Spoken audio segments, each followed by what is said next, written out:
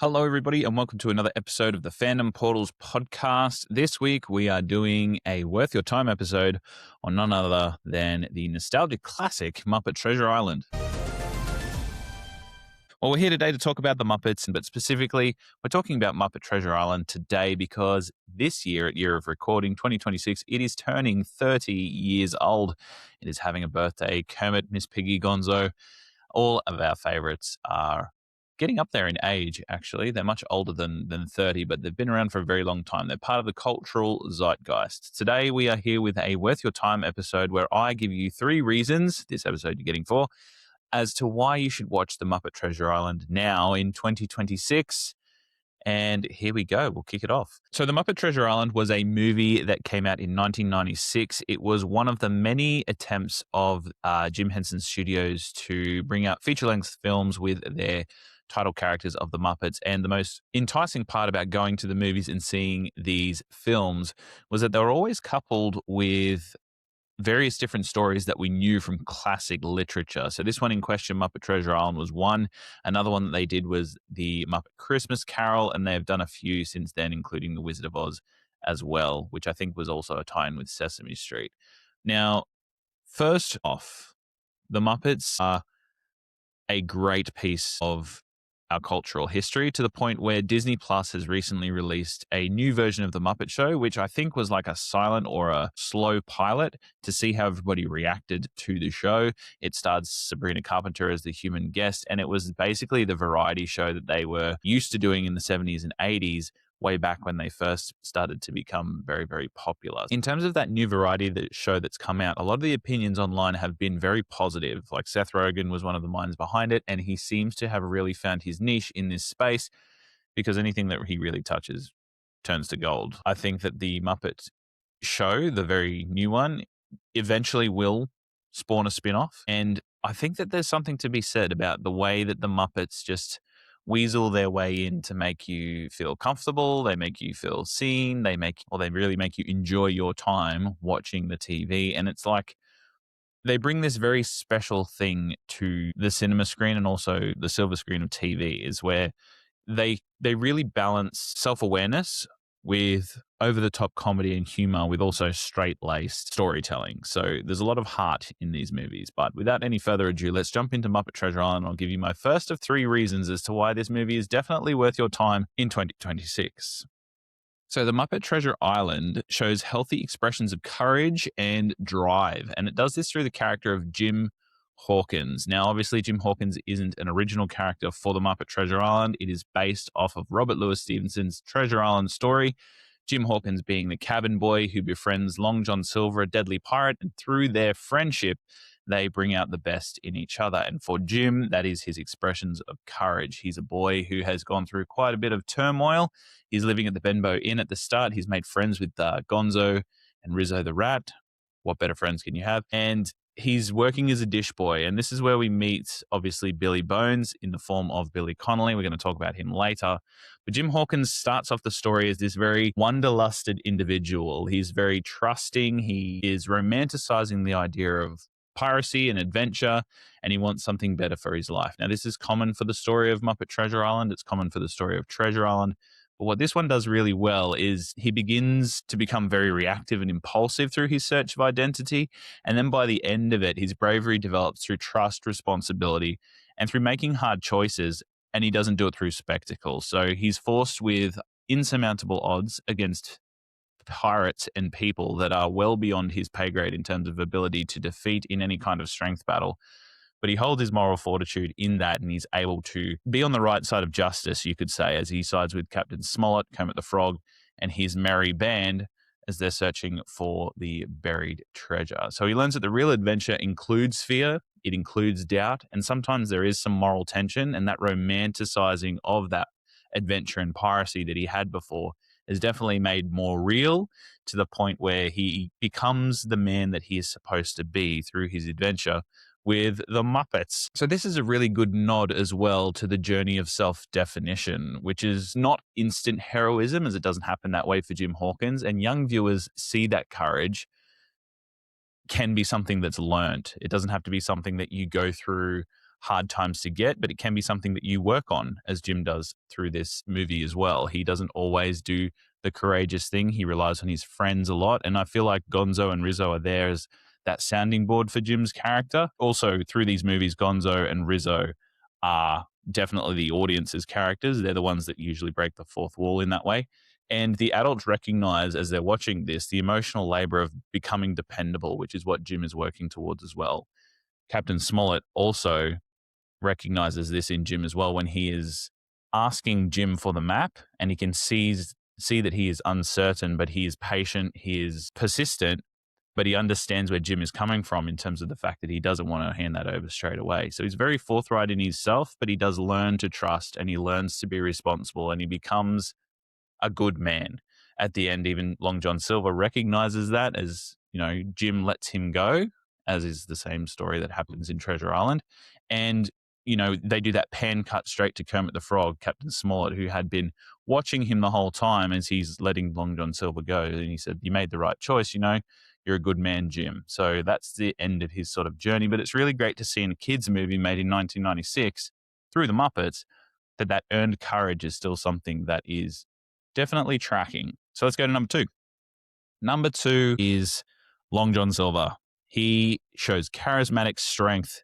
One reason that you should watch the Muppet Treasure Island movie is because Long John Silver is played by none other than Tim Curry. And I'm going to talk about the human actors here as a little bonus side piece for number 2, because they definitely make these Muppet movies memorable. Tim Curry, for one, he fully commits to the bit, and it's extremely encouraging to see because it juxtaposes well with the Muppets. It works because the Muppets comedy thrives on contrast. So when the human actors plays it straight, the humor from the Muppets lands sharper, and Curry's sincerity gives weight to the jokes and makes the stakes feel very believable, even in the heightened sense of fantasy and adventure. So one thing that Curry does super well in this is he yo-yos almost between high charismatic pirate persona to really calm, confident, and maternal or paternal figure for Jim.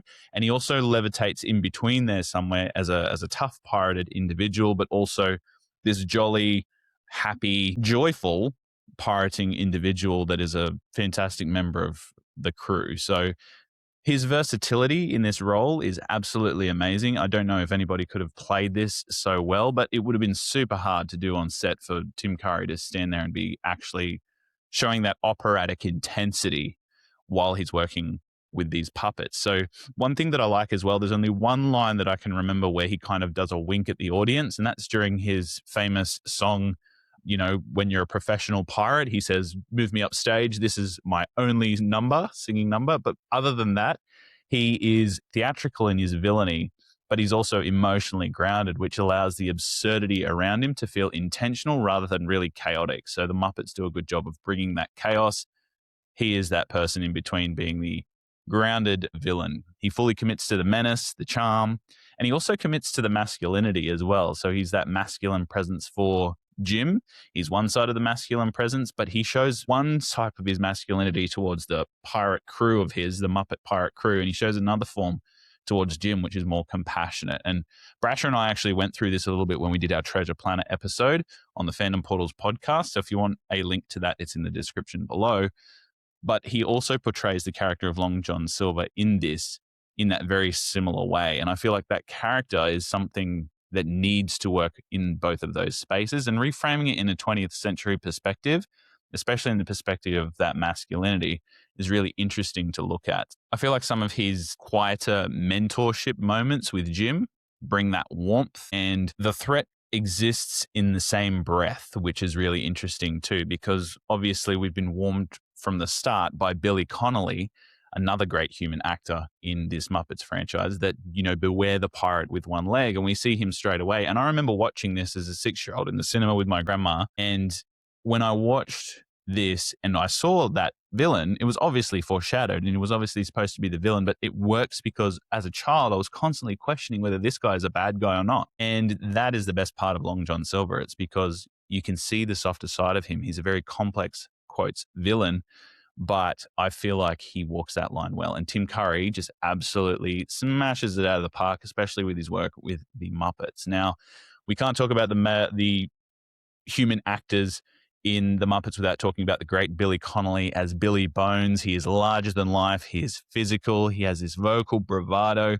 He sets the adventurous tone early with his pirating tales and the Benbow Inn. He's got this drunken stupor about him in a kid's movie. And then Gonzo even says when he passes away and dies, he said, "Oh, he's dead. This is a kid's movie. What's going on?" So he never drifts into that parody space, but he definitely shows the performance signals that this world is something dangerous and also exciting. And I think this works because the opening performance shapes those audiences' expectations. Conley's fearless delivery invites viewers to accept that tonal blend of pirate peril and playful absurdity, especially with Gonzo and Rizzo there as well. And he establishes that emotional truth and ridiculous humor. One of my favorite characters in this movie that Billy Bones or Billy Connolly interacts with is Blind Pew.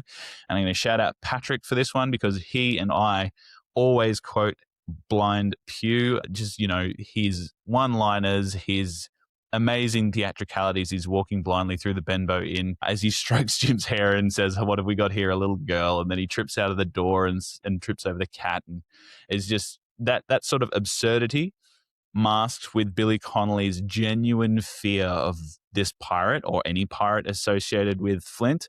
And then when he gets the black spot, obviously he's there shaking with the paper. And I think that frantic bit of storytelling really sets the tone for this entire movie. So number 2 for me was definitely the human actors in terms of Tim Curry and Billy Connolly. But more so than that, it was that Long John Silver character really brings that charismatic strength and the duality in his villainousness. Number 3 is the fact that the Muppets are always playfully brave. They are characters that face danger with optimism and creativity and not domination. They always rely on community, which is great as well. There's always this sense of togetherness in terms of Kermit, Gonzo, Rizzo, Jim, and also Fozzie Bear. And they're always seen as this band that are facing larger than life odds, and they're doing so together. They face the loss of Mr. Arrow together. They are trapped in the barrel of apples while they're listening to the pirates' murderous plans together. They just have this joyful persistence and a willingness to keep going, even when the situation gets too chaotic or out of hand. And it subtly teaches people that are watching that courage can also coexist with kindness. And I feel like that happens through the character of Captain Smollett, which is Kermit the Frog, because he's always this gentle-natured pirate, but he has this reputation amongst the pirates and also other sailors as being this fearsome captain with great resolve and strength. And I feel like you can see that his strength relies or resolves around that kindness. And then later on, you see the softer side of that character in terms of Smollett when he meets Miss Piggy's character, and you find out that they had a long-lost love, and you can see he is softly yearning for those tender moments that they once had long ago, which is also another great thing about these Muppet movies is the fact that there's obviously the cultural known fact that Miss Piggy and Kermit the Frog are in a relationship or some sort of romantic situation. And this movie plays on that, and it's sort of that tongue-in-cheek moment where it's like, okay, yeah, we know that these guys are involved, and then in the movie they're also involved, and they're also going through this tumultuous up and down. But I really just love the fact that Muppet lore has sort of seeped its way into this classic story of Muppet Treasure Island as well. And I think that collaboration is just perfect. And the writers of these films really made it an amazing sort of trick out for the Treasure Island movies. And we were saying this as well in our episode on Treasure Planet, that I don't think there has been an adaptation of this story that has been bad, in my view anyway. Muppet Treasure Island, also Treasure Planet, even though Treasure Planet flopped, I feel like both of those movies are multi-layered, and there are many ways that you can tell the story, but the heart of it is still something that's very interesting to people and something that people want to watch. And fundamentally, it's a relationship between Silver and Jim. But bringing Muppets into it as well is allowing that genuine heroism to emerge through that sense of community with each other and overcoming these insurmountable odds. The Muppets obviously bring a comedic value and musical undertones also. Their teamwork is undeniable, and I feel like some of the songs in this movie are just elevated by the fact that the Muppets are in it, especially some of the scenes that happen earlier on in the movie when they're doing the roll call and they're doing all the different kinds of toms, is old Tom, dead Tom, even older Tom. It's just all of those expected gags that you see from the Muppets that are coexisting in this really awesome film, slapping it all together. All right, so I told you I'd give you 4 instead of 3 as a bonus one for this episode, and I kind of touched on it a little bit earlier, but I really like the way that this film reframes masculinity. So it quietly shifts the traditional pirate narrative in this space where classic pirate stories are often glorified by traditional plundering, finding of gold treasure. There's this aggression that occurs on board the ship that really makes the captain of the ship the leader, and everybody lives in fear of that leader, and that's why mutinies sort of existed. But I feel like this classic glorified conquest situation is there in the Muppet Treasure Island, but the vision really emphasizes in this version this loyalty, this moral choice, and belonging to people and community, because they're the people that win in the end. And also Jim's choice in the end to let Silver go is probably one of the biggest moral choices that everybody weighs up in the end as to whether they would do the same. So it also shows that courage is choosing who you want to become when the influence and temptation collide, because on many occasions in the Treasure Island story, and even in this Muppet Treasure Island story, Silver confronts Jim with the fact that they could split this gold and they could go off together and be rich. And that's that temptation of, the self being pushed further and further along and negating all others, which Jim obviously denies. And you can see where that leads Silver in the end, because his boat eventually does sink. And the last scene that we see of him is him bailing the water out of the boat because he's overburdened himself with treasure, which is a metaphor in itself for greed as well. So Jim obviously made the right choice there. But I just feel like those 4 reasons, along with the fact that this is just an absolutely amazing banger of a movie, is why you should definitely watch it in 2026 or even 2027, whenever you're watching this video or listening to this podcast. Flick on Muppet Treasure Island, watch it with your kids, watch it with your family, watch it with your grandparents, because I guarantee that these are characters that are well loved by every generation, which is very rare to do. So give some love to Kermit the Frog and his friends, especially to Muppet Treasure Island as it's turning 30. And check out the Fandom Portals podcast, guys. The links will be below, and there'll also be some links at the end of this video for you. If you're listening to this on podcast, please share it with a friend, as it does amazing things for small podcasters like us. And this is Aaron signing out on another episode of Worth Your Time, and Muppet Treasure Island, definitely worth your time.